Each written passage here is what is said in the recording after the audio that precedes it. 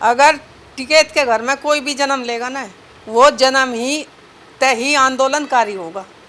उस आंदोलन करना ही पड़ेगा, बेटा हो बेटी हो। भाई बहू भी हैं, हम भी आंदोलनकारी हैं, हम भी जाते हैं, हम हिस्सा बन रहे हैं आंदोलन का, हमारी फुल सपोर्ट है। अमर शहीदों का बलिदान याद करेंगे हिंदुस्तान, अमर शहीदों का बलिदान याद करेंगे हिंदुस्तान।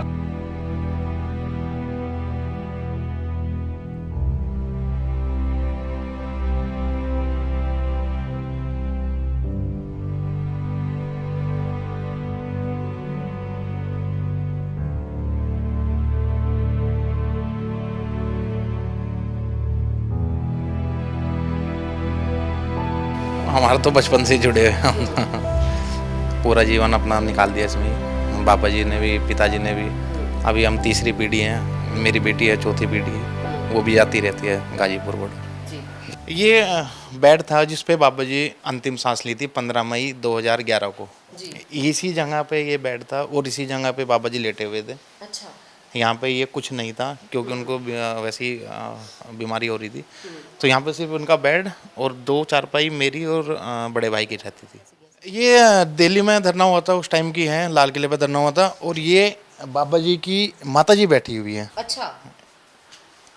चौधरी महेंद्र सिंह टिकैत जी की माता जी, मतलब हमारी दादी, परदादी।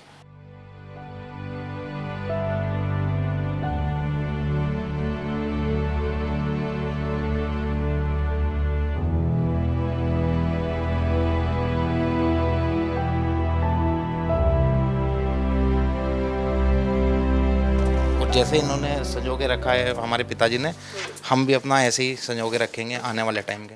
ये दिल्ली की है, वोट क्लब की है, ये लाल किले की है, इंडिया गेट की ये तस्वीर है, आप देख लीजिए, ये पीछे लाल किला है जी। और जो कहते थे ना कि 26 तारीख में जाके हमने वो किया, हमने पहले भी आंदोलन किए हैं, लेकिन वो ऐसा नहीं था।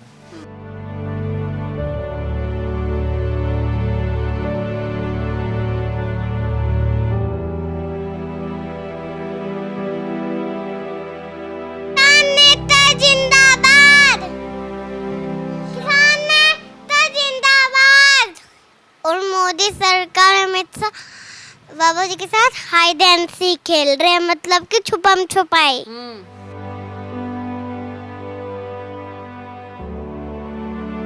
सरकार तो देखो 150 दिन हो गए, 350 के करीब किसानों की शहादत हो चुकी।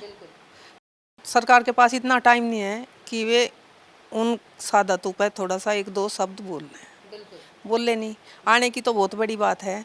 किसी चैनल के माध्यम से, किसी सोशल मीडिया के माध्यम से श्रद्धांजलि तो दे ही सकते हैं।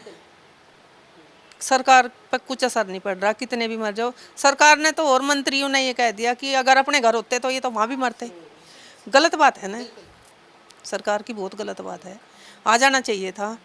और 150 दिन हो गए, अब सर्दी चली गई, ठिठुरती सर्दी, अब धूप इतनी कैडी हो रही, ये तो सब अपने एसीयू में सब उसमें रहते हैं। किसान बेचारा पड़ा अन्नदाता, सरकार को परेशानी नहीं हो रही कुछ भी, पर यही लगता है सरकार को देख कर कि जरा से भी परेशानी नहीं हो रही।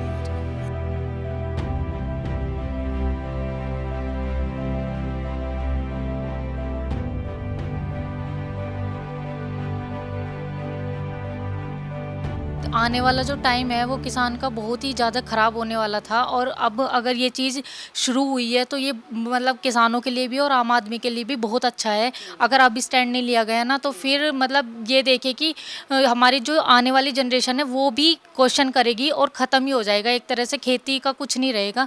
तो इसलिए ये जो चीज़ अब स्टार्ट हुई है ना, इसमें लोगों को जुड़ना चाहिए और समझना चाहिए कि उनके अच्छे के लिए ये चीज़ हो रही है।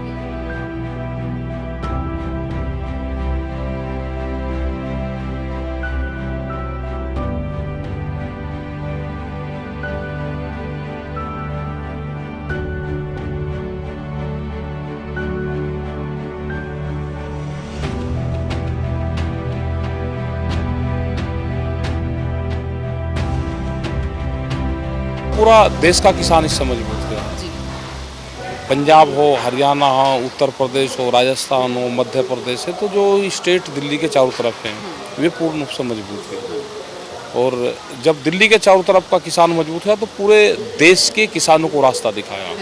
तो ये तो पूरा देश का किसानों का आंदोलन है और पूरी दुनिया में इस आंदोलन से सीख के बहुत गवर्नमेंटों ने अब अपने वहाँ पे फैसले कर रहे हैं। तो दुनिया का एक बड़ा आंदोलन ये बना और यहाँ से लोगों ने अपनी सरकारों ने फैसले किए। तो बहुत कंट्रियाँ इस आंदोलन को देख रही है। संदेश ये है कि सरकार बातचीत करे, ये आंदोलन खत्म नहीं होगा। ये एक वैचारिक क्रांति है और वैचारिक क्रांति को आप प्रेशर से नहीं दबा सकते। वैचारिक क्रांति विचार से ही खत्म होगी। तो ये बातचीत से खत्म होगा। आप इसको प्रेशर से, अंडर प्रेशर में लेके आप इसको नहीं दबा सकते। ये एक बड़ी क्रांति का एक हिस्सा है। और जो दिल्ली की तरफ चारों तरफ किसान बैठे हुए हैं, वो अपने खेत का काम भी कर रहा है और आंदोलन भी करता है। वो ना वापसी जाएगा जब तक उसकी बात नहीं मान लेंगे, ये वापसी नहीं जाएगा। तो किसान इस चीज़ के लिए तैयार रहें, अपने जो लीडर्स हैं उस पर भरोसा रखें। हम सरकार से बातचीत जब सरकार करेगी तो हम बातचीत करेंगे, ये हमारा सवाल है।